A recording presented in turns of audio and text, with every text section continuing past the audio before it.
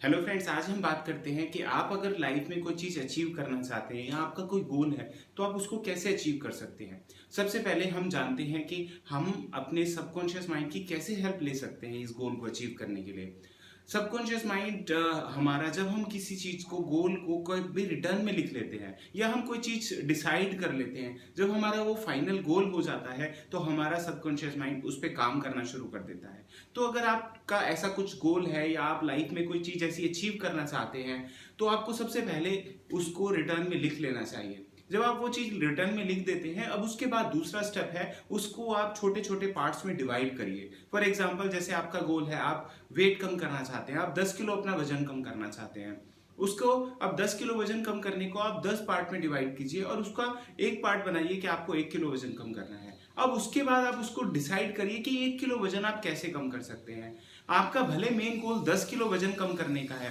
But आप ज़्यादा main goal को सोचेंगे तो आप उसको बहुत रेयर ही अचीव कर पाएंगे। क्यों? उसके पीछे कई कारण होते हैं। उसका सबसे बड़ा कारण होता है, जब आपने गोल बनाया कि आप 10 किलो वजन कम करना चाहते हैं और आप थोड़ा ट्राई करते हैं, खाना कम करते हैं, एक्सरसाइज भी करते हैं और आपका जाके 500 ग्राम या 1 किलो वजन कम होता है, तो इससे आपका मन और या आपका माइंड बहुत सैड हो जाता है, डिप्रेस्ड फील करता है और आगे फर्दर एक्शन के लिए भी वो डिनाई कर देता है, मना कर देता है या वो आगे एक्शन लेना नहीं चाहता। बट जब आप उस मेन गोल को स्टेप बाय स्टेप तोड़कर एक छोटे गोल में अचीव कर देते हैं और आप जैसे एक छोटा गोल 1 किलो वजन कम करने का अचीव कर लेते हैं, तो आपका माइंड खुश होता है और दूसरे काम को या दूसरे गोल के लिए, यानी नेक्स्ट केजी कम करने के लिए भी एक्टिवेट रहता है, खुश रहता है, हैप्पी रहता है और एक्शन लेने के लिए उत्साहित रहता है। क्योंकि सबसे बड़ी जो प्रॉब्लम होती है, जब हम कोई भी चीज़ चाहते हैं, हमें बहुत सारी नॉलेज होती है, हम बहुत सारा ज्ञान इकट्ठा कर चुके होते हैं, हमें पता भी होता है इस काम को करने के लिए हमें ये करना होगा, बट हम वो फिर भी नहीं कर पाते। उसका पीछे जो सबसे बड़ा कारण है वो एक्शन है। हम एक्शन नहीं ले पाते और एक्शन ना लेने के पीछे जो सबसे बड़ा मेन कारण है कि हमारे को जो एक्शन लेने के बाद जो रिजल्ट मिलता है वो बहुत कम मिलता है, तो हम वो अचीव नहीं कर पाते। फॉर एग्जाम्पल, आप कोई काम करते हैं और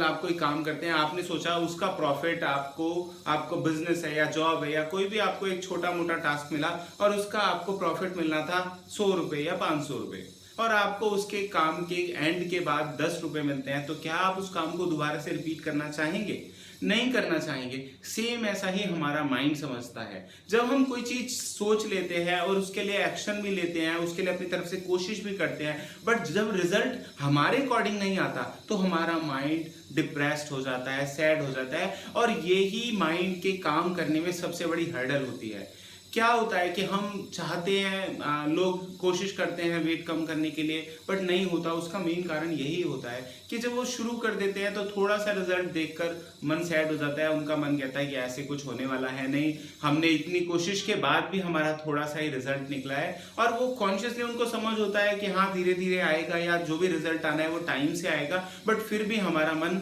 उस चीज के लिए एग्री नहीं होता। और जब हमारा माइंड उस चीज के लिए एग्री नहीं होता तो हम कॉन्शियसली बहुत जोर लगाकर, बहुत कोशिश करके भी उस काम को ज्यादा लंबे टाइम नहीं कर सकते। तो यहाँ पर सबसे इजी स्टेप्स है, आप उसको सबसे छोटे गोल में, एक सबसे छोटे स्टेप में तोड़ो और फिर उसको अचीव करने की कोशिश करो। फिर सोचो कि उसको कैसे अचीव किया जा सकता है। इसके साथ अब दूसरा पॉइंट है, जब आपने लिख लिया है कि आप इसको कैसे अचीव करेंगे या आप उसके पास उसके छोटे छोटे स्टेप्स आ गए, आपने एक छोटे गोल को भी बहुत सारे स्टेप्स में लिख लिया कि आपको उसको स्टेप को कैसे अचीव करेंगे, अब उस चीज को भी आप रिटर्न में लिखो।